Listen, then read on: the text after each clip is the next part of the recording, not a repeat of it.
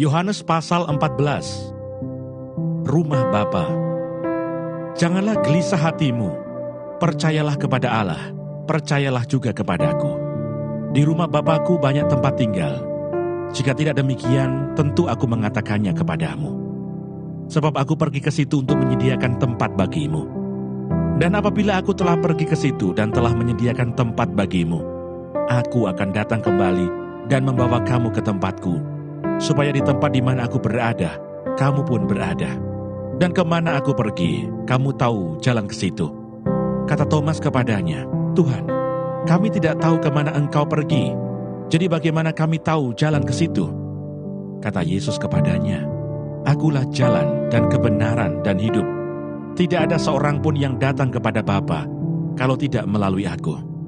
Sekiranya kamu mengenal aku, pasti kamu juga mengenal Bapa-Ku. Sekarang ini kamu mengenal Dia dan kamu telah melihat Dia. Kata Filipus kepadanya, Tuhan, tunjukkanlah Bapa itu kepada kami, itu sudah cukup bagi kami. Kata Yesus kepadanya, telah sekian lama aku bersama-sama kamu, Filipus, namun engkau tidak mengenal aku. Barang siapa telah melihat aku, ia telah melihat Bapa. Bagaimana engkau berkata, tunjukkanlah Bapa itu kepada kami? Tidak percayakah engkau bahwa aku di dalam Bapa dan Bapa di dalam aku? Apa yang aku katakan kepadamu, tidak aku katakan dari diriku sendiri, tetapi Bapa yang diam di dalam aku, Dialah yang melakukan pekerjaannya. Percayalah kepadaku bahwa aku di dalam Bapa dan Bapa di dalam aku. Atau setidak-tidaknya percayalah karena pekerjaan-pekerjaan itu sendiri. Aku berkata kepadamu, sesungguhnya barang siapa percaya kepadaku, ia akan melakukan juga pekerjaan-pekerjaan yang aku lakukan. Bahkan pekerjaan-pekerjaan yang lebih besar daripada itu. Sebab aku pergi kepada Bapa, dan apa juga yang kamu minta dalam namaku, aku akan melakukannya, supaya Bapa dipermuliakan di dalam Anak. Jika kamu meminta sesuatu kepadaku dalam namaku, aku akan melakukannya. Yesus menjanjikan penghibur. Jikalau kamu mengasihi aku, kamu akan menuruti segala perintahku. Aku akan minta kepada Bapa, dan Ia akan memberikan kepadamu seorang penolong yang lain, supaya Ia menyertai kamu selama-lamanya, yaitu Roh kebenaran. Dunia tidak dapat menerima Dia, sebab dunia tidak melihat Dia dan tidak mengenal Dia. Tetapi kamu mengenal Dia, sebab Ia menyertai kamu dan akan diam di dalam kamu. Aku tidak akan meninggalkan kamu sebagai yatim piatu. Aku datang kembali kepadamu.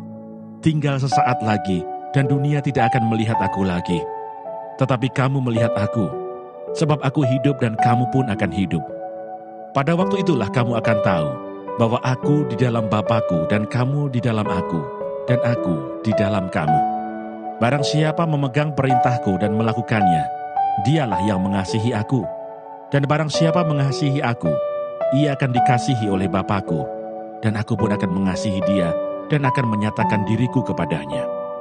Yudas yang bukan Iskariot berkata kepadanya, Tuhan, apakah sebabnya maka engkau hendak menyatakan dirimu kepada kami dan bukan kepada dunia? Jawab Yesus, jika seorang mengasihi aku, ia akan menuruti firman-Ku, dan Bapa-Ku akan mengasihi dia. Dan kami akan datang kepadanya dan diam bersama-sama dengan dia. Barang siapa tidak mengasihi aku, ia tidak menuruti firman-Ku, dan firman yang kamu dengar itu bukanlah daripadaku, melainkan dari Bapa yang mengutus aku. Semuanya itu kukatakan kepadamu, selagi aku berada bersama-sama dengan kamu. Tetapi penghibur, yaitu Roh Kudus yang akan diutus oleh Bapa dalam namaku, dialah yang akan mengajarkan segala sesuatu kepadamu, dan akan mengingatkan kamu akan semua yang telah kukatakan kepadamu. Damai sejahtera aku tinggalkan bagimu, damai sejahtera aku kuberikan kepadamu, dan apa yang kuberikan tidak seperti yang diberikan oleh dunia kepadamu. Janganlah gelisah dan gentar hatimu. Kamu telah mendengar bahwa aku telah berkata kepadamu, aku pergi, tetapi aku datang kembali kepadamu. Sekiranya kamu mengasihi aku, kamu tentu akan bersukacita, karena aku pergi kepada Bapa-Ku, sebab Bapa lebih besar daripada aku. Dan sekarang juga aku mengatakannya kepadamu sebelum hal itu terjadi, supaya kamu percaya apabila hal itu terjadi. Tidak banyak lagi aku berkata-kata dengan kamu, Sebab penguasa dunia ini datang dan ia tidak berkuasa sedikit pun atas diriku. Tetapi supaya dunia tahu bahwa aku mengasihi Bapa dan bahwa aku melakukan segala sesuatu seperti yang diperintahkan Bapa kepadaku. Bangunlah, marilah kita pergi dari sini. 2 Tawarikh pasal 13. Raja Abia. Dalam tahun ke-18, zaman Raja Yerobeam menjadi rajalah Abia atas Yehuda. 3 tahun lamanya, ia memerintah di Yerusalem. Nama ibunya ialah Mikaya, anak Uriel dari Gibea, dan ada perang antara Abia dan Yerobeam. Abia memulai perang dengan pasukan pahlawan-pahlawan perang yang jumlahnya 400.000 orang pilihan. Sedangkan Yerobeam mengatur barisan perangnya melawan dia dengan 800.000 orang pilihan, pahlawan-pahlawan yang gagah perkasa. Lalu Abia berdiri di atas gunung Semaraim yang termasuk pegunungan Efraim dan berkata, "Dengarlah kepadaku, Yerobeam dan seluruh Israel.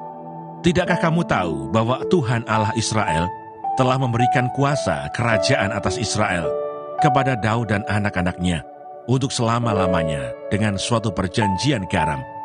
Tetapi Yerobeam bin Nebat, hamba Salomo bin Daud, telah bangkit memberontak melawan tuannya. Petualang-petualang, orang-orang Dursila berhimpun padanya. Mereka terlalu kuat bagi Rehabeam bin Salomo yang masih muda dan belum teguh hati, dan yang tidak dapat mempertahankan diri terhadap mereka.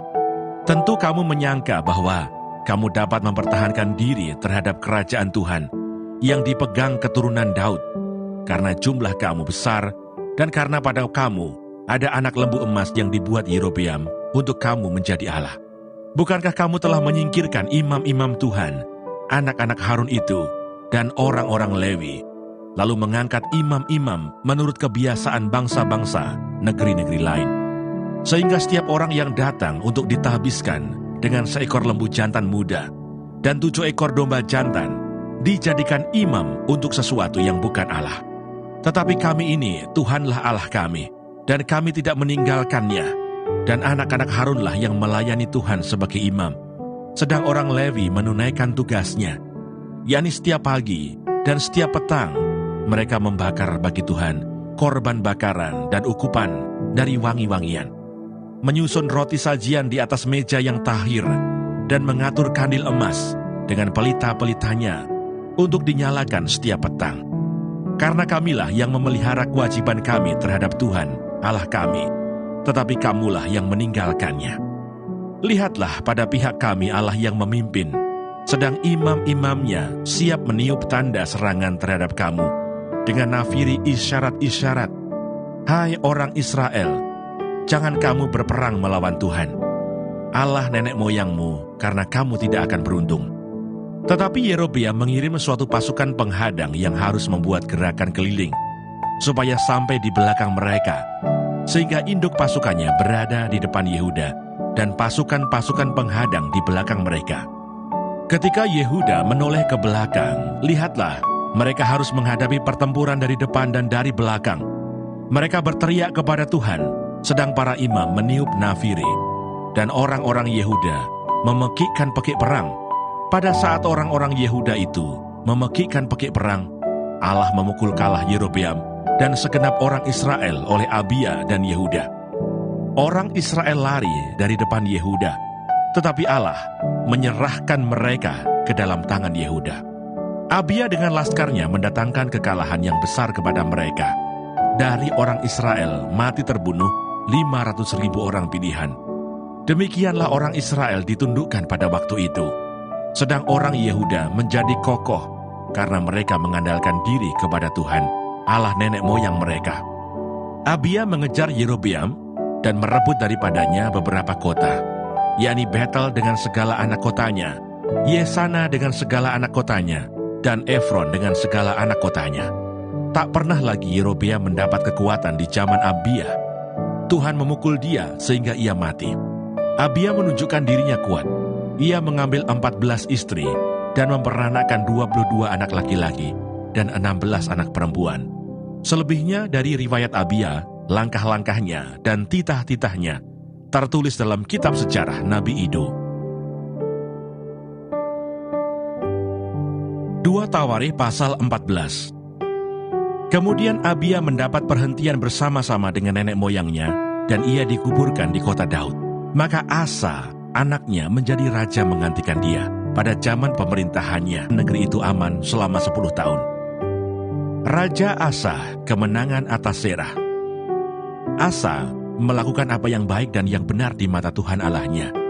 Ia menjauhkan mezbah-mezbah asing dan bukit-bukit pengorbanan, memecahkan tugu-tugu berhala, dan menghancurkan tiang-tiang berhala.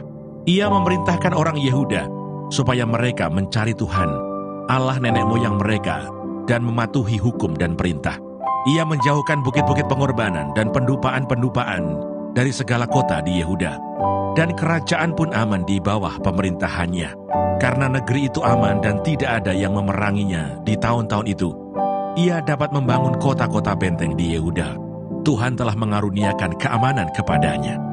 Katanya kepada orang Yehuda, "Marilah kita memperkuat kota-kota ini dan mengelilinginya dengan tembok beserta menara-menaranya, pintu-pintunya dan palang-palangnya.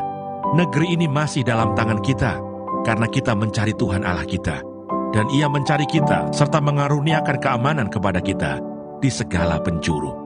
Maka mereka melaksanakan pembangunan itu dengan berhasil. Pasukan-pasukan Asa yang dari Yehuda jumlahnya 300.000 orang yang membawa perisai besar dan tombak, dan yang dari Benyamin jumlahnya 280.000 orang yang membawa perisai kecil sebagai pemanah. Mereka semua pahlawan-pahlawan yang gagah perkasa. Zerah orang Ethiopia itu maju berperang melawan mereka dengan tentara sebanyak 1.000.000 orang dan 300 kereta. Ia sampai ke Maresa. Lalu Asa maju menghadapinya. Mereka mengatur barisan perangnya di lembah Zevata, dekat Maresa. Kemudian Asa berseru kepada Tuhan Allahnya, "Ya Tuhan, selain daripada Engkau, tidak ada yang dapat menolong yang lemah terhadap yang kuat. Tolonglah kami ya Tuhan Allah kami, karena kepadamu-lah kami bersandar, dan dengan nama-Mu kami maju melawan pasukan yang besar jumlahnya ini. Ya Tuhan, Engkau Allah kami, jangan biarkan seorang manusia mempunyai kekuatan untuk melawan Engkau." Dan Tuhan memukul kalah orang-orang Ethiopia itu di hadapan Asa dan Yehuda. Orang-orang Ethiopia itu lari, lalu dikejar oleh Asa dan laskarnya sampai ke Gerar. Dari orang-orang Ethiopia itu amat banyak yang tewas, sehingga tidak ada yang tinggal hidup, karena mereka hancur di hadapan Tuhan dan tentaranya. Orang-orang Yehuda memperoleh jarahan yang sangat besar. Mereka mengalahkan semua kota di sekeliling Gerar, karena ketakutan yang dari Tuhan menimpa penduduknya. Mereka menjarahi semua kota itu, karena jarahan yang besar terdapat di situ. Tenda-tenda pemilik ternak pun direbut mereka, dan banyak kambing domba dan unta diangkutnya sebagai jarahan. Lalu mereka kembali ke Yerusalem. 2 Tawarikh pasal 15. Pembaharuan oleh Asa. Asaria bin Oded dihinggapi roh Allah. Ia pergi menemui Asa dan berkata kepadanya, "Dengarlah kepadaku, Asa dan seluruh Yehuda dan Benyamin. Tuhan beserta dengan kamu, bila mana kamu beserta dengan dia. Bila mana kamu mencarinya, ia berkenan ditemui olehmu. Tetapi bila mana kamu meninggalkannya, kamu akan ditinggalkannya. Lama sekali Israel tanpa Allah yang benar, tanpa ajaran daripada imam dan tanpa hukum. Tetapi dalam kesesakan, mereka berbalik kepada Tuhan, Allah orang Israel. Mereka mencarinya, dan ia berkenan ditemui oleh mereka. Pada zaman itu tidak dapat orang pergi dan pulang dengan selamat, karena terdapat kekacauan yang besar di antara segenap penduduk daerah-daerah. Bangsa menghancurkan bangsa, kota menghancurkan kota, karena Allah mengacaukan mereka dengan berbagai-bagai kesesakan. Tetapi kamu ini, kuatkanlah hatimu, jangan lemah semangatmu, karena ada upah bagi usahamu." Ketika Asa mendengar perkataan nubuat yang diucapkan oleh Nabi Asaria bin Oded itu, ia menguatkan hatinya dan menyingkirkan dewa-dewa kejijikan dari seluruh tanah Yehuda dan Benyamin, dan dari kota-kota yang direbutnya di pegunungan Efraim. Ia membaharui mezbah Tuhan yang ada di depan balai bait suci Tuhan. Ia mengumpulkan seluruh Yehuda dan Benyamin dan orang-orang Efraim, Manasye dan Simeon, yang tinggal di antara mereka sebagai orang asing. Sebab dari Israel banyak yang menyeberang memihak kepadanya ketika mereka melihat bahwa Tuhan Allahnya beserta dengan dia. Mereka berkumpul di Yerusalem pada bulan ketiga tahun ke-15 dari pemerintahan Asa. Pada hari itu mereka mempersembahkan kepada Tuhan 700 lembu sapi dan 7.000 kambing domba dari jarahan yang mereka bawa pulang. Mereka mengadakan perjanjian untuk mencari Tuhan, Allah nenek moyang mereka, dengan segenap hati dan jiwa. Setiap orang, baik anak-anak atau orang dewasa, baik laki-laki atau perempuan, yang tidak mencari Tuhan, Allah Israel, harus dihukum mati. Mereka bersumpah setia kepada Tuhan dengan suara yang nyaring, dengan sorak-sorai, dan dengan tiupan nafiri dan sangkakala. Seluruh Yehuda bersukaria atas sumpah itu, karena dengan segenap hati mereka bersumpah setia, dan dengan kehendak yang bulat mereka mencari Tuhan. Tuhan berkenan ditemui oleh mereka dan mengaruniakan keamanan kepada mereka di segala penjuru. Bahkan Raja Asa memecat Maaka neneknya dari pangkat ibu suri, karena neneknya itu membuat patung Asera yang keji.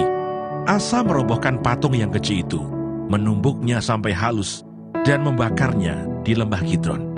Sekalipun bukit-bukit pengorbanan tidak dijauhkan dari Israel, namun hati Asa tulus ikhlas sepanjang umurnya. Ia membawa persembahan-persembahan kudus ayahnya dan persembahan-persembahan kudusnya sendiri ke rumah Allah, yakni emas dan perak, serta barang-barang lain. Tidak ada perang sampai pada tahun ke-35 pemerintahan Asa. 2 Tawarikh pasal 16. Perjanjian Asa dengan Aram. Pada tahun ke-36 pemerintahan Asa, majulah Baesa raja Israel hendak berperang melawan Yehuda. Ia memperkuat Rama dengan maksud mencegah lalu lintas kepada Asa, raja Yehuda.